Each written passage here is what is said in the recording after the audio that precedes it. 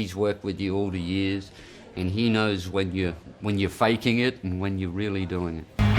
Shoot you down. Shoot you down. When you picture Angus Young, you see the schoolboy outfit, the wild duck walk, and those scorching guitar solos that can shake an entire stadium. But behind the riffs and stage antics is a man with absolutely no patience for what he considers pretenders to the rock throne. And he's not just talking about bar bands. Some of his sharpest jabs have been aimed at the biggest acts in music history. Strap in, because these takes are just as fierce, unapologetic, and electrifying as the man himself. The Ramones. When most people talk about the Ramones, they speak with a kind of reverence. Like these four leather-clad New Yorkers single-handedly rewrote the rules of rock. For Angus Young, though, that myth never quite matched the reality. He's acknowledged their cultural influence, sure, but he's quick to point out that what they were doing wasn't entirely new. In his mind, the bare-bones, three-chord attack of the Ramones was simply a louder, faster echo of what earlier bands like the Small Faces, the Faces, and even early rock and roll pioneers had already done, only with less nuance and technical skill. Young has compared their sound to the raw garage bands he played in as a kid, where energy mattered more than precision. To him, punk's refusal to embrace complexity wasn't an act of rebellion. It was an escape hatch for musicians who didn't want to put in the hours to really master their instruments. That didn't mean he dismissed them entirely. Young respected the Ramones' relentless touring, their dedication to their image, and the way they carved out a place in music history through sheer willpower. But as far as Angus was concerned, their stripped-down style was a choice to stay in one lane, while great rock and roll was about pushing yourself, playing harder, faster, and better, until you had something that could stand toe-to-toe with the legends. Kiss. In the glitter-soaked battleground of 70s and 80s rock, Kiss built an empire on face paint, platform boots, and stadium-sized spectacle. For millions, they were the ultimate show, an explosive mix of fire, blood, and bombast. But to Angus Young, all that flash was little more than smoke-hiding thin musicianship. He's never been shy about saying that AC/DC's entire philosophy ran in the opposite direction. Strip away the gimmicks, plug straight into the amp, and let the riffs do the talking. Young respected the hustle. Kiss were master marketers who could turn a stage into a circus and a logo into a global brand. But in his eyes, their music too often took a backseat to the theatrics. He's pointed out in interviews that when a band needs fire-breathing and confetti cannons to keep the audience engaged, it's usually because the songs aren't strong enough to stand on their own. That belief wasn't just talk. AC/DC famously turned down a lucrative joint tour with Kiss, choosing instead to tour solo rather than share the bill with what they saw as a distraction-heavy act. It wasn't about personal animosity. Angus has never been one for rock star feuds. It was about philosophy. AC/DC's live shows were just as electric, but the energy came from precision-tight playing and an unrelenting wall of sound, not pyrotechnics. For Young, Kiss represented a branch of rock that leaned on image first, music second, and that was a path he refused to walk. Over the decades, that choice has become part of AC/DC's identity, proof that a band can fill stadiums without a single drop of fake blood hitting the floor. Deep Purple. In the world of hard rock, Deep Purple's name is etched in stone alongside giants like Led Zeppelin and Black Sabbath. Their blend of virtuosic musicianship, Hammond organ wizardry, and thunderous riffs made them pioneers of the genre. But for Angus Young, the admiration stopped at the technical skill because he believed their style lost the raw, no-frills essence that made rock and roll dangerous in the first place. The friction with Deep Purple wasn't born solely from the music. According to those who toured the same circuits, Young's opinion hardened after a backstage encounter in the 70s, where the atmosphere felt more like a royal court than a gathering of rockers. The sense of inflated ego and overblown theatrics left a sour taste, reinforcing his view that they had drifted into self-indulgence.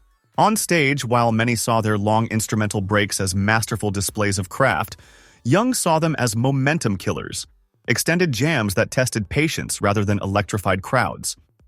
He even once called them a poor man's Led Zeppelin, not to diminish their musicianship, but to highlight what he saw as an over-reliance on dramatic presentation over stripped-back energy. Deep Purple's set lists were often built around sprawling improvisations and progressive flourishes, while AC/DC's live philosophy was the opposite. Keep it tight, keep it loud, and never let the energy dip. Over the years, Young has acknowledged their influence on rock's evolution, but he's equally firm in saying they represent a branch of the genre AC/DC was determined to avoid. Where Deep Purple built cathedrals of sound, AC/DC preferred to swing a wrecking ball, loud, direct, and unrelenting. It's a contrast that still defines the divide between showy rock craftsmanship and the stripped bare power of straight-ahead rock and roll. Led Zeppelin. Few names command as much reverence in rock history as Led Zeppelin. To fans, they were untouchable, a fusion of blues grit, psychedelic experimentation, and stadium-sized swagger. But for Angus Young, all that reverence didn't translate to admiration. He respected their technical mastery, but believed their live performances too often drifted into bloated self-indulgence. Young's opinion was shaped in part by seeing them in their prime. What should have been an electric experience, he recalled, instead felt like a marathon of meandering solos and extended jams. To him, those 20-minute detours drained the energy from the room, replacing the raw adrenaline of rock and roll with what he called musical wallpaper. For a guitarist who built his career on tight, unrelenting sets that left no room for boredom, Zeppelin's sprawling shows were the opposite of his philosophy. This wasn't just about tempo, it was about attitude. Young saw AC/DC's role as delivering a knockout punch every song, every night, without the self-congratulatory pauses or lengthy detours into jazz-like improvisation. Zeppelin's stagecraft leaned on grandeur and mystique. Young believed in sweat and simplicity. Even off-stage, he sometimes bristled at the myth-making surrounding the band, feeling it overshadowed the straight-up, no-frills work ethic he valued. That said, Angus never denied Zeppelin's influence on the rock landscape, or the brilliance of Jimmy Page's riffs. But where Zeppelin built sprawling rock operas, AC/DC kept their songs stripped to the bone. For Young, the lesson was clear. Greatness isn't about doing more. It's about doing exactly what needs to be done and doing it louder and tighter than anyone else. Bon Jovi. By the time the 1980s rolled around, rock and roll was evolving into something sleeker, shinier, and drenched in hairspray. Bon Jovi became the poster boys for that era. Anthemic choruses, glossy production, and a look designed to dominate MTV. To millions, they were the soundtrack of stadium nights and big dreams. To Angus Young, however, they represented everything he felt was steering rock away from its true grit. While he never launched a direct public tirade at Bon Jovi specifically, his long-standing disdain for the glam metal wave they thrived in was no secret. Young saw the genre's obsession with image, perfectly teased hair, elaborate outfits, and choreographed videos, as a distraction from the real heart of rock, the music itself. To him, bands like Bon Jovi were catering to fashion trends rather than building something raw and timeless. Musically, AC/DC and Bon Jovi couldn't have been further apart. Where AC/DC thrived on blues-driven riffs and unpolished power, Bon Jovi leaned into polished hooks, layered harmonies, and radio-friendly ballads. Young once hinted that glam bands spent more time in front of mirrors than amplifiers, a jab that easily fit Bon Jovi's meticulously crafted image. For Angus, it wasn't about denying success, it was about rejecting what he saw as style over substance. There was also the philosophical clash. AC/DC's stage shows, while energetic and theatrical, were built entirely around the music. No backing tracks, no smoke and mirrors, just sweat and volume. Bon Jovi's world tours, in contrast, embraced massive light rigs, scripted moments, and a production polish that Young viewed as unnecessary frills. In his eyes, true rock didn't need the gloss. It needed heart, grit, and the kind of danger that couldn't be rehearsed. Even decades later, the contrast between the two bands remains a snapshot of rock's diverging paths in the 80s. One road leading to pure, stripped-back, no-nonsense rock and roll. The other paved with glitter, hairspray, and chart-friendly perfection.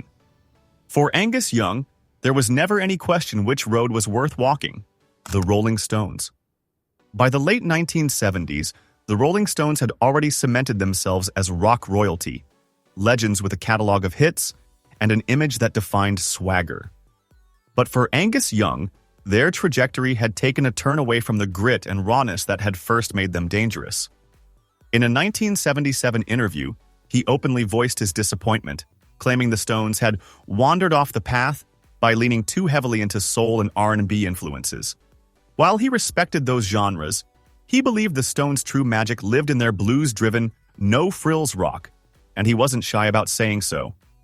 Angus wasn't dismissing their musicianship. In fact, he acknowledged that Mick Jagger and Keith Richards were masters of their craft. But to him, the band's shift in the mid to late 70s toward more polished, genre-blending work was a move away from their raw essence. Where early Stones records felt like a whiskey-soaked bar fight set to music, later albums, in Young's view, started to sound like carefully produced showpieces.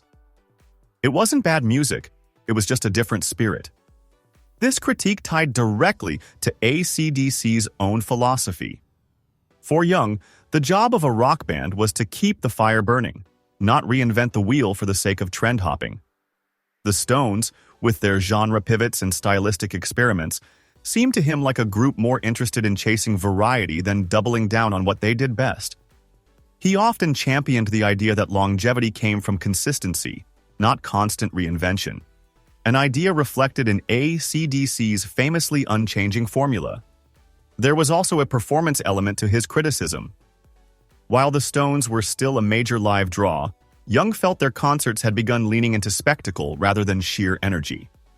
AC/DC's ethos was simple: crank the amps, hit the riffs, and let the sweat do the talking. The Stones, by comparison, increasingly relied on elaborate staging and choreographed moments, which Young saw as edging toward showbiz rather than pure rock grit. In the end, Angus's issue with the Rolling Stones wasn't about talent or legacy. It was about focus.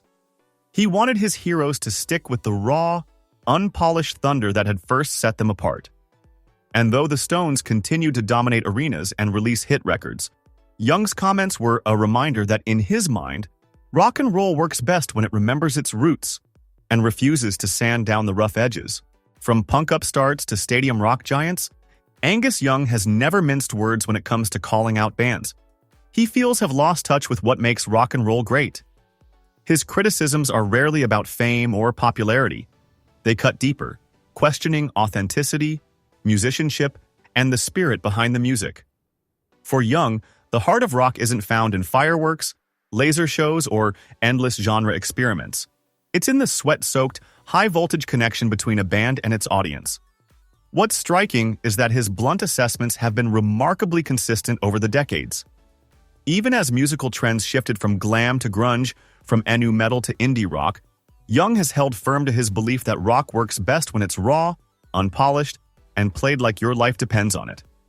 That ethos is written into every AC/DC record. Tight, driving riffs, no filler, no overthinking.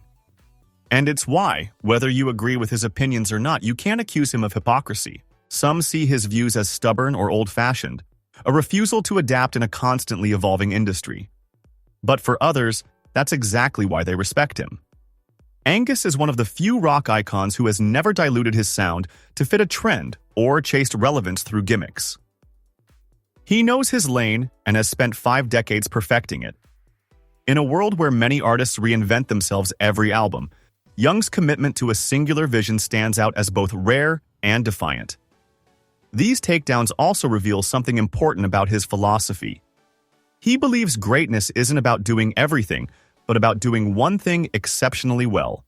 Whether he's talking about the Rolling Stones straying from their blues roots, Led Zeppelin dragging out sets, or glam metal bands dressing up weak songs with big hair and makeup, his underlying point is the same: strip it down, keep it honest, and play it like it matters. So, love him or hate him, you know exactly where Angus Young stands. And maybe that's the real lesson here, not just for musicians, but for anyone in any craft. If you believe in what you're doing, don't let trends, critics, or competition pull you off course. Stick to your truth, play your riffs, and let the rest take care of itself. What do you think of Angus Young's no-nonsense takes? Do they ring true, or is he being too harsh on his peers? Share your thoughts in the comments, smash that like button, and subscribe for more unfiltered rock and roll stories. This is the kind of honesty you don't often get from legends. And whether you agree with him or not, It's what makes Angus Young one of the most enduring voices in rock history.